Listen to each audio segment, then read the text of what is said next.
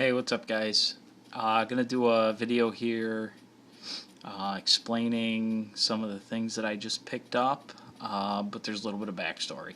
So, as some of you may know, we live in Ohio, my family and I, and up until Friday, that included my brother.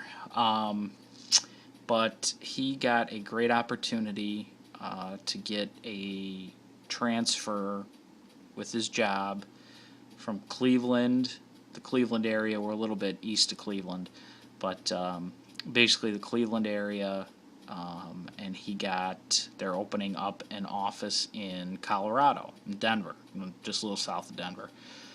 So he took the job, and we loaded up a U-Haul trailer with all his stuff in it, and jumped in his Jeep, and off we went on Friday, headed out to Colorado. So had a really good time. Made the trip in 3 days, took our time, stopped in Chicago on Friday night to see a couple of friends of his, and our cousin is out in Chicago. So we stopped out there and, hung out downtown and, had a lot of fun. Got up Saturday, and our next stop was Omaha, Nebraska. So we drove from Cleveland to Chicago, then Chicago to Omaha, stayed just outside the city in Omaha, went downtown Saturday night, and had a really good time. I don't know, if you guys ever get the chance to go to Omaha, it's really, really cool, really surprising.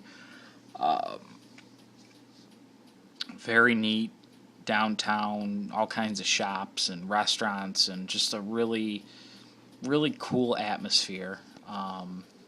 Sorry about the shakiness here, I'm using my phone. So, like I said, we hung out in Omaha Saturday night, then got up Sunday morning and made the 8-hour trip from Omaha to Denver, which was a horribly boring ride through Nebraska, but it was still cool to see. I mean, if anybody ever gets a chance to drive across this country, it's just, even the boring stuff is neat to see different, how the country changes. It's cool to, just head out, and every couple of hours the scenery is changing. So we made it in on Sunday afternoon, and got the U-Haul all unloaded, which sucked because his condo's on the third floor, and we're not used to the thin air in Denver because it's so high up. So that was a little taxing.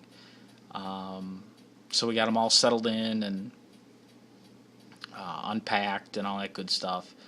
And then we had a little bit of time on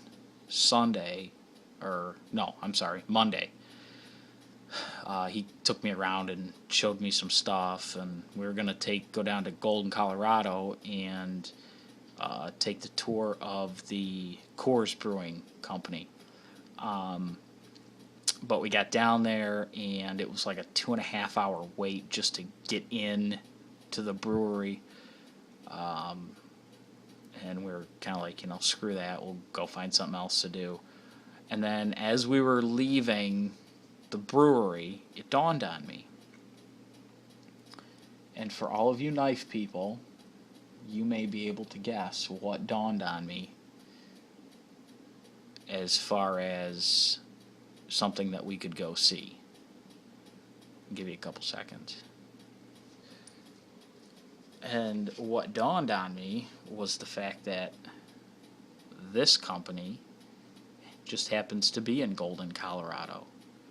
So I quick looked it up on my phone, and it was like 5 minutes away from the Coors Brewery. We went and checked out the Spyderco factory.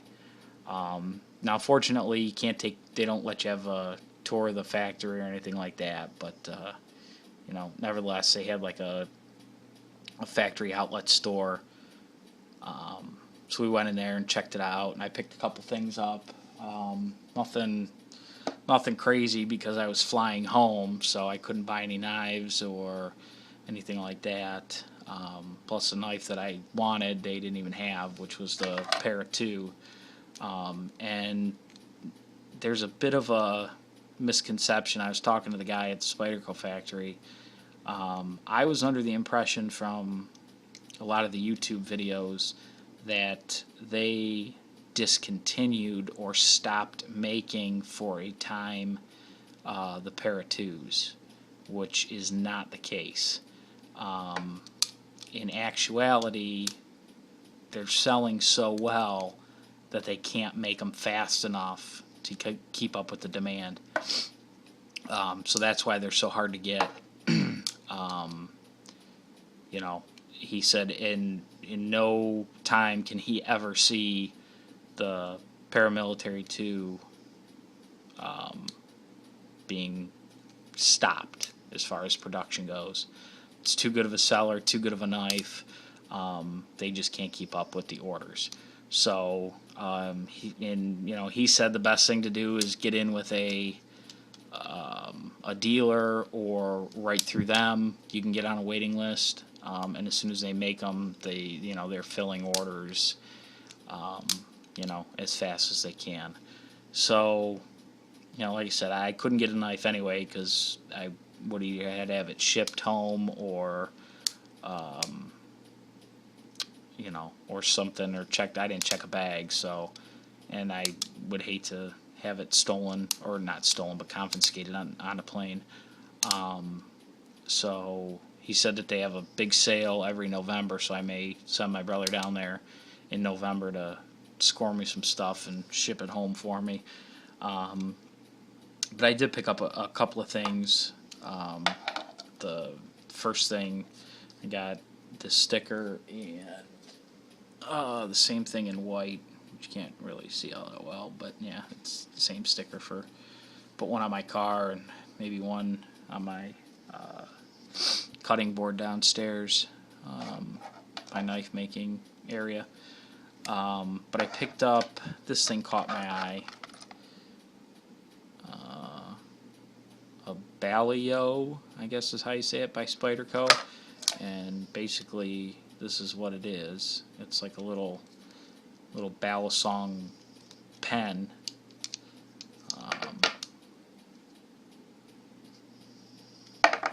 It's just more a novelty thing, that you can sit there and flip.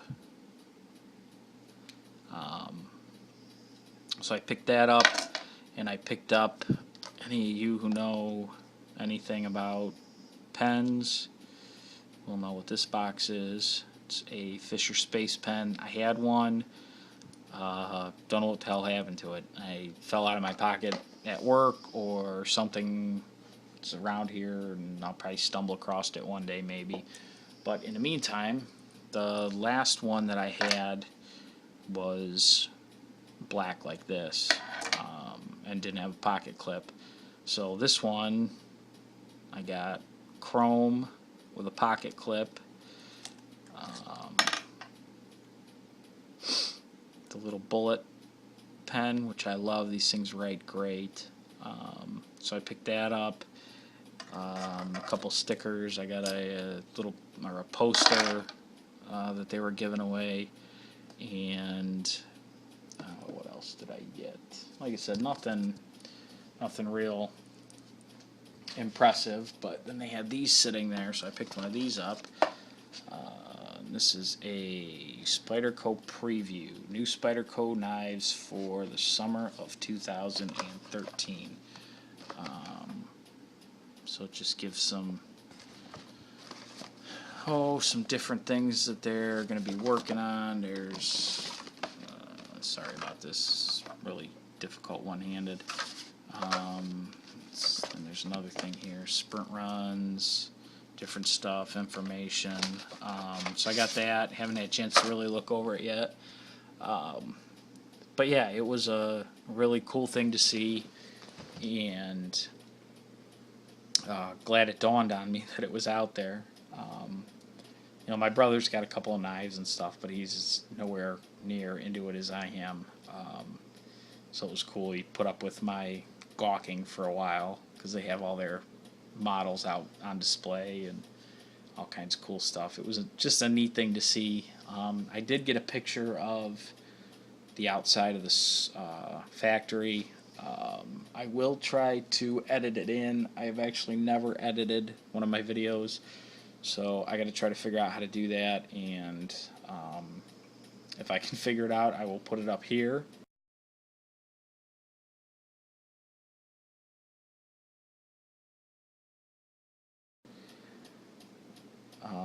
And if not, then I look like an idiot, but that's okay. I don't really care.